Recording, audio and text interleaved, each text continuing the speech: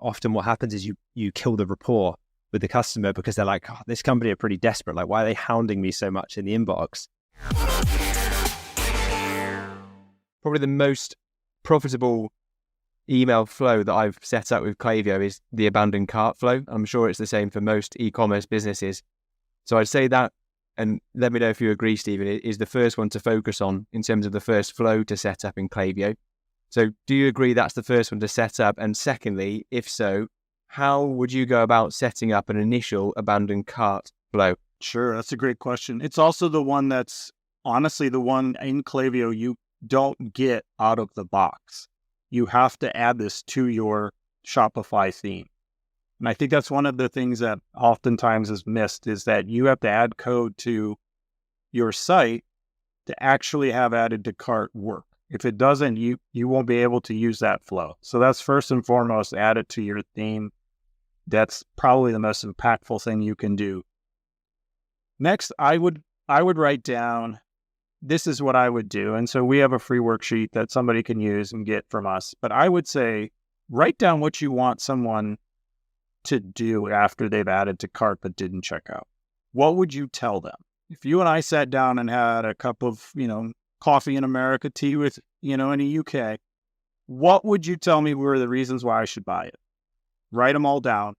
And then you have your foundation, your outline for what you would want to write.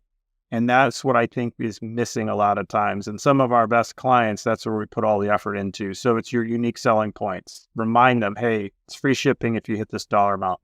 We do returns, long terms or free, returns, whatever that is that you offer to incentivize them. That can be an email. I think what happens with email is a lot of early, novices to it try to put everything into every email. So your added to cart, your abandoned cart doesn't have to do that. You can send as many emails as you want. So break it down. And I like to call it like, spoon feeding them or squirrel feeding them. Send a little bit every day, because the difference between, a big store and maybe a brand new store is that typically it's not so much that one is using email more than the other. It's just they're sending more. And so they do that. So if you have 3 or 4 things, let's say it's payment options, maybe you've got different ways to buy it. Maybe you've got free shipping. That could be one email. Free shipping is a second email. Maybe your return policy is a third one. Maybe it's how your stuff is made. Maybe your stuff is organic. Maybe your stuff is made in a special factory, whatever that is. So your added to cart is doing that. And then show them what's in their cart. I think that's the other thing with an added cart series that is often lost is I see and have to kind of help repair a lot of added carts that were more like campaign emails that are just like one topic and one big splashy promotion instead of letting them know they've already got it in their cart. And the last thing I would recommend is if you have product categories, and there's a reason why you have product categories, for whatever reason that is, then make an email for that category.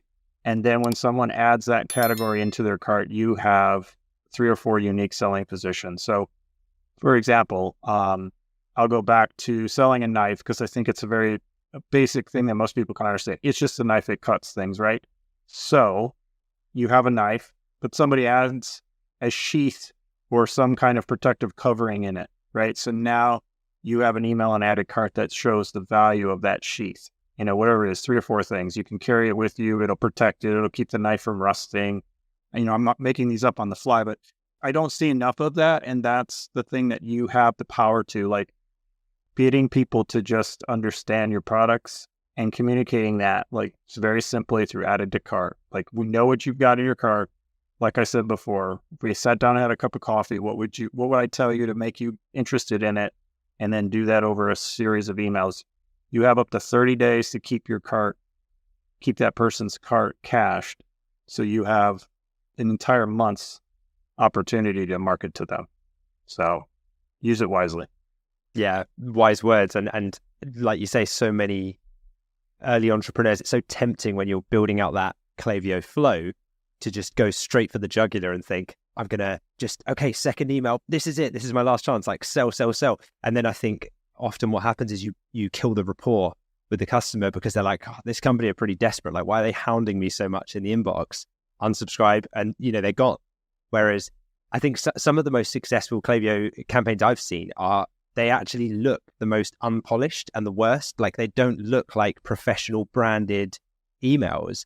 And because of that, they kind of sneak in like a Trojan horse into the inbox, don't they? And I'm sure you see these all the time. Like, people they open them because they're like, wow, that looks like a friend's written that to me or something. And like you say, the importance of that nurture, that follow-up rapport building and relationship building with the customer, if you can lead with value. Because sometimes it's really easy to jump to price must be the objection. The reason that they didn't buy was price, so let's just hound them with a discount.